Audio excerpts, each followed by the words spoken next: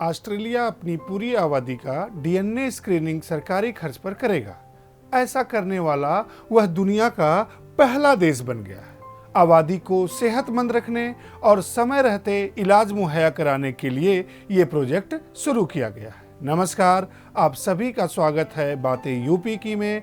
आप देख रहे हैं पीसीएस नामा और मैं हूं राघवेंद्र सिंह। आज हम जानेंगे कि डीएनए क्या है, इसकी स्क्रीनिंग क्यों होती है, साथ ही हम इससे जुड़े कुछ अन्य महत्वपूर्ण पहलुओं को भी समझने की कोशिश करेंगे।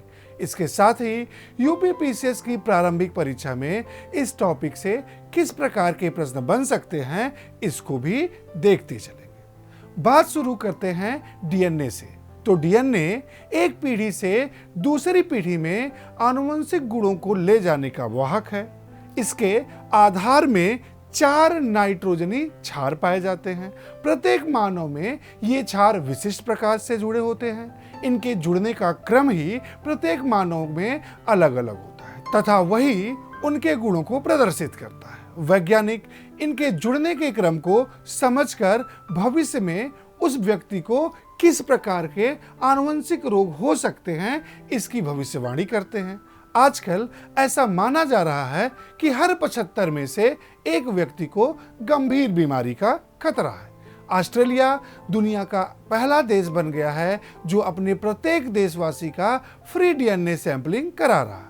वहाँ की सरकार का मानना है कि आबादी की डीएनए सैंपलिंग करने से पता चल सकेगा कि लोगों को आने वाले समय में कैंसर और डायबिटीज जैसी आनुवंशिक बीमारियां होने की कितनी आशंका है।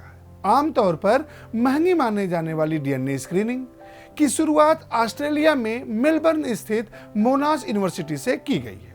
फ्री डीएनए टेस्टिंग प्रोजेक्ट के प्रति लोगों में खासा उत्साह भी देखा गया। 24 घंटे से भी कम समय में पहले चरण में 18 से 40 वर्ष की उम्र के 10,000 लोगों ने डीएनए स्क्रीनिंग के लिए रजिस्ट्रेशन करवा दिया। नतीजों में सामने आया कि टेस्ट किए गए हर 75 में से एक व्यक्ति को भविष्य में गंभीर बीमारी का खतरा है। टेस्टिंग में गंभीर बीमारी की आशंका होने के बाद कई लोग चिंतित भी नजर आए।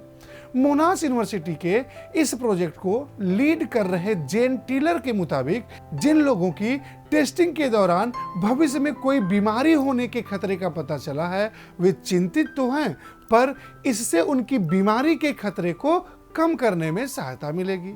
हमें उन लोगों को इससे उबरने का समय भी देना चाहिए।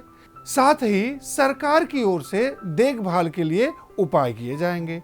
इस प्रोजेक्ट का उद्देश्य समय रहते बेहतर स्वास्थ्य मुहैया कराना है। स्क्रीनिंग के डेटा से सरकार हेल्थ बजट तय कर सकेगी। अब देखते हैं कि यहाँ से यूपी पीसीएस की प्रारंभिक परीक्षा में किस प्रकार का प्रश्न बन सकता है। तो जो प्रश्न बन सकता है वह आपकी स्क्रीन पर अब दिखाई पड़ रहा होगा।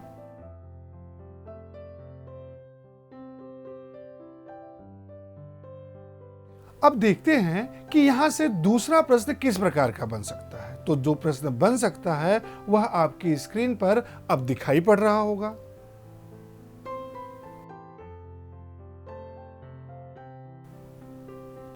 डीएनए स्क्रीनिंग के डेटा के आधार पर सरकार हेल्थ बजट को तय कर पाएगी।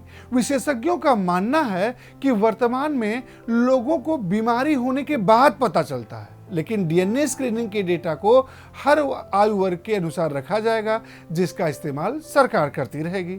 तो यह बात थी डीएनए सैंपलिंग की।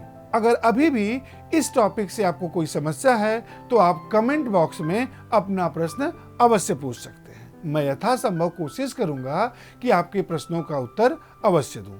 इस एपिसोड में बस इतना ही। हम फिर मिलेंगे एक नए टॉपिक के साथ। तब तक पढ़ते रहिए, बढ़ते रहिए। नमस्कार।